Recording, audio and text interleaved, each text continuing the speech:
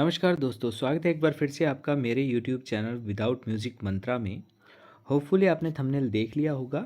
आज के इस वीडियो में शुक्र महादशा से संबंधित जो सीरीज़ हमने शुरू की है, उसमें बात करेंगे एक अन्य शुक्र महादशा से संबंधित एक्सपीरियंस की, जो हमें पंजाब के बटाला से भेजा है गुरलीन जी ने।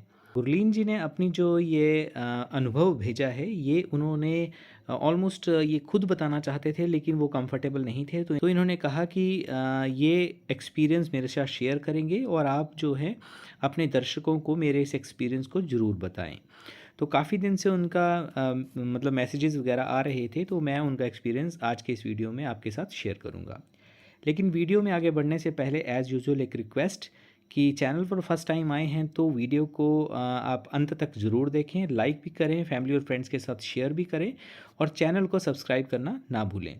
और आप बेल नोटिफिकेशन पे ज़रूर ऑल के बटन पे क्लिक करें, ताकि जो भी नोटिफिकेशंस हैं फर्दर जो वीडियो अपलोड होने पर आपको टाइमली मिलती रहें, समय समय पर आप वीडियोज़ को देख भी सकें। तो चलिए बढ़ते हैं आज के एक्सपीरियंस की तरफ। देखिए, गुरलीन जी जो हैं वो पंजाब के बेसिकली पंजाब के बटाला से रहने वाली हैं और इन्होंने लिखा है कि मेरी जो महादशा है, ना तो मेरा कोई इंटरेस्ट एस्ट्रोलॉजी में था और ना मेरे माता पिता ने कभी भी ऐसी ज़रूरत समझी कि कुंडली के विषय में किससे कांटेक्ट किया जाए या उनसे मतलब पूछा जाए, कुछ उसके बारे में डिस्कस किया जाए। तो ये लिखते हैं कि 90 के दशक में जब पंजाब में बहुत ज़्यादा आतंकवाद था, तो ऑलमोस्ट कहानी तो इन्होंने जो अपनी स्टोरी बताई है जीवन की, वो बहुत पहले की बताई है, लेकिन मैं बीच बीच के जो पॉइंट्स हैं वो आपके साथ शेयर कर रहा हूँ। तो इन्होंने लिखा है कि जब 90 के दशक में बहुत ज़्यादा टेररिज्म था पंजाब में, तो उस दौरान इनका भी एक सामान्य परिवार था और उसमें इनके जैसे जॉइंट फैमिलीज़ होती हैं, तो वैसे ये रहते थे। और जब बहुत ज़्यादा टेररिज्म बढ़ गया, तो उस टाइम पे इनको घर भी छोड़ना पड़ा। खुद की जो एजुकेशन के बारे में इन्होंने लिखा है कि बहुत ज़्यादा एजुकेशन नहीं हुई, क्योंकि एक तो घर की आर्थिक स्थिति भी इतनी अच्छी नहीं थी और सेकेंडली उस दौरान सेफ़ नहीं समझा जाता था कि एजुकेशन को ग्रहण करने के लिए अकेले जैसे घर से बाहर भेजना, चाहे स्कूल की हो या कॉलेज की हो। तो इन्होंने लिखा है कि परिवार वालों ने इनकी शादी करना ही ज़्यादा उचित समझा, सेफ समझा। और इस दौरान ही इनके जो चाचा इन्होंने लिखा है, उनकी और बड़े ब्रदर हैं इनके, उनकी हत्या कर दी गई। और इस दौरान काफ़ी परिवार वाले घबरा गए थे कि जितनी जल्दी हो सकता है इस जगह को छोड़ के हमें चले जाना है। तो शादी हो जाती है इनकी और शादी के दौरान कुछ समय तक सब कुछ सही था। नियरेस्ट कोई इन्होंने गांव का नाम नहीं लिखा है, नियरेस्ट विलेज लिखा है, तो वहाँ पे इनकी शादी हुई। शादी होने के पश्चात इनके 3 बच्चे हुए, जिनमें से 2 बेटियां और 1 बेटा है इनका। और इसमें जो है सबसे पहले जन्म हुआ है बड़ी बेटी का और उसके पश्चात बेटे का, देन छोटी बेटी पैदा हुई। तो जब ये घर छोड़ के, क्योंकि हालात ऐसे थे कि कोई भी अपना घर नहीं छोड़ना चाहता, लेकिन इनको उस सिचुएशन के दौरान अपने जो एक इनका नेटिव टाउन था उसको छोड़ के, नेटिव लैंड को छोड़ के दूसरी जगह पे जाना पड़ा। उत्तरांचल में ये चले गए किसी छोटे से टाउन में, और वहाँ पे ये लिखते हैं कि काफ़ी छोटा सा वो कस्बा था, टाउन था, लेकिन काफ़ी शांत था। तो जब पंजाब के किसी अच्छे शहर में आप रह रहे हों और आप एक शांत पहाड़ी क्षेत्र में चले जाएं, जहां पे 1-2 दिन के लिए तो अच्छा लगता है, लेकिन जब अपनी जो मातृभूमि है उसको छोड़कर किसी दूसरी जगह पे रहना पड़े, तो बहुत ही मुश्किल हो जाती है। लेकिन समय के का जो चक्र है उसे रोका नहीं जा सकता, और इसी कारण इनको अपने जो पैतृक स्थान था उसको छोड़ना पड़ा। इनिशियली इनका दिल ना लगा, पर मजबूरी, लिखते हैं कि पर मजबूरी क्या नहीं करवाती है। चाई जी को भी साथ में, ये अपनी जो सास थी वो भी साथ में आ गए इनके, और खुद की सास, पति, उनके भाई, इन लॉज की पूरी फैमिली शिफ्ट हुई। इन्होंने अपने पेरेंट्स के बारे में लिखा है कि वो किसी दूसरी जगह पे शिफ्ट हो गए थे पंजाब में ही, लेकिन इन्होंने जो अपना गांव था वो छोड़ दिया था। यानी कि ना इनका सिर्फ मायके पक्ष बल्कि ससुराल पक्ष दोनों ही फैमिलीज़ जो हैं उस क्षेत्र को छोड़कर चली गई। उसके पश्चात इनकी जो इन लॉज़ वाली फैमिली है वो शिफ्ट हो गए। पति का जो है वो बिज़नेस था, तो उन्होंने सोचा कि उस पहाड़ी क्षेत्र में उत्तरांचल में आकर वो भी अपना बिज़नेस जैसे वहाँ पे चल रहा था उस तरह से चलाने की प्रयास कर रहे थे, कोशिश कर रहे थे।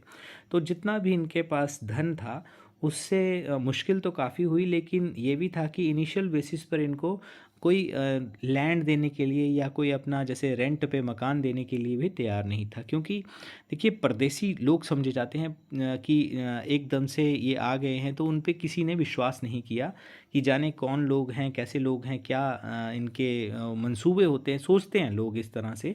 तो इनको काफ़ी दिक्कत हुई अपना घर ढूंढने के लिए, रेंट पे लेने के लिए।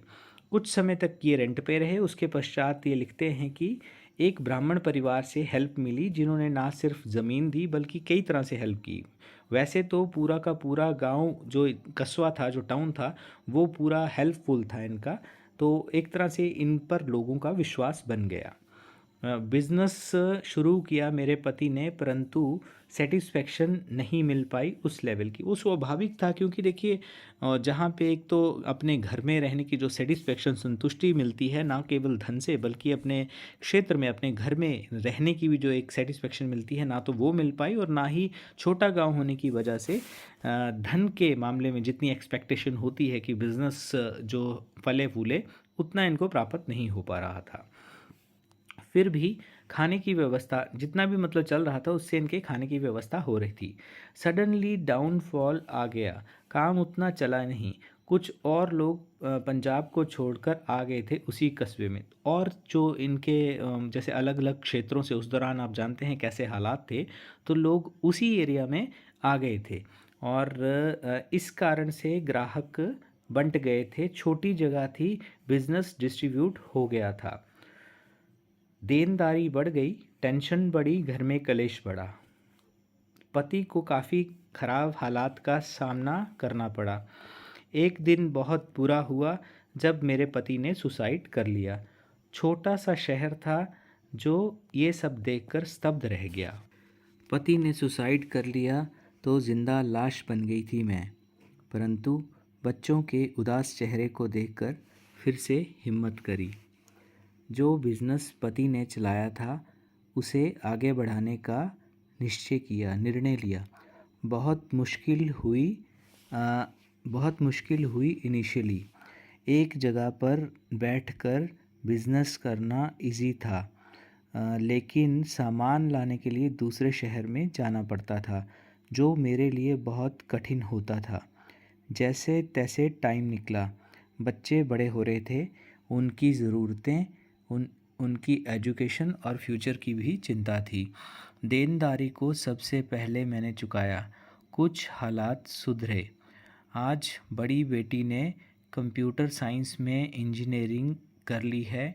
अब शादी हो गई है, दामाद बहुत अच्छा मिला है, दोनों ऑस्ट्रेलिया में सेटल्ड हैं। छोटी छोटी बेटी गवर्नमेंट कॉलेज में प्रोफेसर है। बेटा भी पढ़ लिख गया है, पर अपना ही बिजनेस करता है। अब घर के हालात बदल चुके हैं। जिस टाउन में कोई रहने के लिए किराए पर मकान नहीं देता था, ज़मीन नहीं देता था, अब सम्मानित और जानी पहचानी फैमिली बन गई है हमारी। शॉप की जगह अब एक छोटे से मॉल ने ले ली है। हर फैसिलिटी है हमारे घर में। बेटे की भी शादी हो गई है। बहू बहुत अच्छी है, घर के साथ साथ बिजनेस में भी हेल्प करती है। माता रानी की कृपा है। माता रानी पर बहुत श्रद्धा है मेरे परिवार की, पर स्पेशली मेरे पति की बहुत आस्था थी माता रानी में। तो उनके जाने के बाद देवी दुर्गा की मूर्ति रखवाई लोकल टेम्पल में। अब हर वर्ष नवरात्रों में भंडारा भी करते हैं और जागरण भी।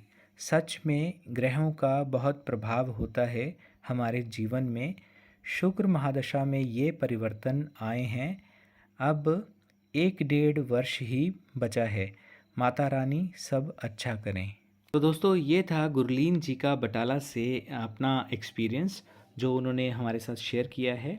अभी मैं उनके चार्ट के बारे में भी आपको बता देता हूँ। देखिए, मकर लगन की इनकी कुंडली है और लगन में ही इनके राहु विराजित हैं। सेकंड हाउस में इनके चंद्र विराजित हैं। सिक्स्थ हाउस में इनके गुरु बैठे हुए हैं और सप्तमेश इनके केतु विराजित हैं। भाग्य स्थान में इनके मंगल विराजित हैं। दशम स्थान यानी कि कर्म क्षेत्र में इनके त्रिग्रही युति यानी कि बुध, शुक्र और शनि बैठे हुए हैं और एकादशेष लाभ भाव में इनके सूर्य विराजित हैं। तो ये इनकी कुंडली में ग्रहों की स्थिति है। देखिए, हर ग्रह जो भी हमारी कुंडली में आता है वो कुछ ना कुछ प्रभाव लेकर आता है। समय के साथ जैसे जैसे जीवन बीतता है वैसे वैसे ये रहस्य उद्घाटन यानी कि वो चीज़ें जो भी वो ग्रह लेके आता है अपने साथ वो हमारे सामने उजागर हो जाती हैं। वो ग्रह किस हाउस में बैठा है, कौन सा आपका लग्न है, कितनी डिग्री और बलाबल के साथ बैठा है, कौन से ग्रह की उसके ऊपर दृष्टि पड़ रही है, या वो कौन सी राशि में बैठा हुआ है, तो ये सारी चीज़ों के देखने के पश्चात ही किसी व्यक्ति के बारे में कुछ कहा जा सकता है। क्योंकि हर व्यक्ति का जो चार्ट होता है वो डिफरेंट होता है किसी भी व्यक्ति के साथ। तो इसलिए आप, जैसे मैं आपके साथ यदि कुंडली के ये ग्रहों की स्थिति, जैसे आज गुरलीन जी की मैंने कुंडली आपके साथ शेयर की है, तो ये इसको आप अपनी चार्ट के साथ रेजोनेट करके उसके साथ मिलाकर ना देखें। क्योंकि बहुत से ऐसे मेरे को कॉल्स आती हैं या मैसेजेस आती हैं जो मेरे को टेलीफोनिकली ही ये बताने की कोशिश करते हैं कि हमारा भी ग्रह उनकी तरह है। तो देखिए, ग्रहों की स्थिति जो है बहुत ही रेयर और इस तरह से, क्योंकि देखिए उसमें डिग्री को भी देखा जाता है, उसमें आपके जहाँ पे जन्म स्थान है उन चीज़ों का भी प्रभाव पड़ता है। बाकी तो आपको पता ही है कि लगन कौन सा है, राशि कौन सी है, ग्रहों की स्थिति क्या है, आपकी कौन सी महादशा चल रही है, महादशा में कौन सी अंतर्दशा और प्रत्यंतर चल रहा है। क्योंकि हर किसी का जो जन्म का समय होता है वो अलग होता है, राशि अलग होती है, बहुत सी चीज़ें होती हैं जिनका प्रभाव अलग अलग होता है। तो उसके अकॉर्डिंग जो है प्रेडिक्शंस भी अलग अलग होती हैं। और कोई भी ग्रह हो वो आपको कुछ ना कुछ पढ़ाने के लिए, कुछ ना कुछ जीवन में शिक्षा देने के लिए, बेसिकली सिखाने के लिए ही आता है। तो उसका बहुत ही आदर सम्मान करते हुए उस ग्रह के जो कारक तत्व हैं, जो वो ग्रह आपसे करवाना चाहता है, उसके सानिध्य में रहें। जैसे किसी के यदि गुरु अच्छे हैं और उस दौरान आप यदि जैसे नॉन वेज का सेवन करते हैं या और ऐसी एक्टिविटीज़ में ध्यान देते हैं, तो संभवतः आपके चाहे शुभ ग्रह भी होंगे आपके चार्ट में गुरु, तब भी उतना अच्छा प्रभाव आपको देखने को नहीं मिलेगा। तो जो कि नैसर्गिक रूप से, नैसर्गिक में बहुत से अपने वीडियोस में बता चुका हूँ कि नेचुरल रूप से जो ग्रह जैसा प्रभाव देना चाहता है, यदि आप उसके साथ तालमेल बनाकर वैसे ही चीज़ों को अडॉप्ट करते हैं, अपने जीवन में उन शुभ कर्मों को लेकर आते हैं, तो आपके जीवन में भी शुभता स्वतः ही आकर्षित भी होगी। और जो चीज़ें, जो भौतिक वस्तुएं बोली, भौतिक वस्तुएं देखिए बहुत छोटी सी बात है उनके लिए। पहले आप स्पिरिचुअल उनके साथ इंक्लाइंड होइए, उस दिशा में अग्रसर होइए जो उनसे ग्रह आपसे, किसी भी व्यक्ति से, जातक से जब भी उनके ऊपर महादशा आती है तो अपने हिसाब से उसे चलाना चाहते हैं। यदि आप उनके अकॉर्डिंग चलते हैं, उनके दिशा निर्देश जो वो ग्रह संकेत कर रहे हैं आपको कुंडली के माध्यम से, वैसे ही आप अपनी उनकी दिशा पर चलते हैं, तो संभवतः आपको उतने बुरे प्रभाव देखने को नहीं मिलते। लेकिन ये भी कंडीशन है कि वो ग्रह आपकी कुंडली में कारक है या मारक की स्थिति में है, कहाँ बैठा है। तो ये सारी देखने के पश्चात ही आप निश्चित रूप से जो भी कंसर्न्ड रेमेडीज़ बोलिए, या इस तरह से माने कि जो ग्रह वो आपसे करवाना चाहता है, जो वो ये फॉलो आप यदि उसकी जो मेन बेसिक रूट्स हैं उनको यदि आप फॉलो कर लेते हैं, तो निश्चित जानिए कि आपके जीवन में, आपके परिवार में जो है शुभता ही बनी रहेगी। और अच्छी से अच्छी, चाहे वो भौतिक वस्तुएं हों या आध्यात्मिक उन्नति आप यदि जीवन में करना चाहते हो, तो वो निश्चित रूप से आप कर सकते हैं।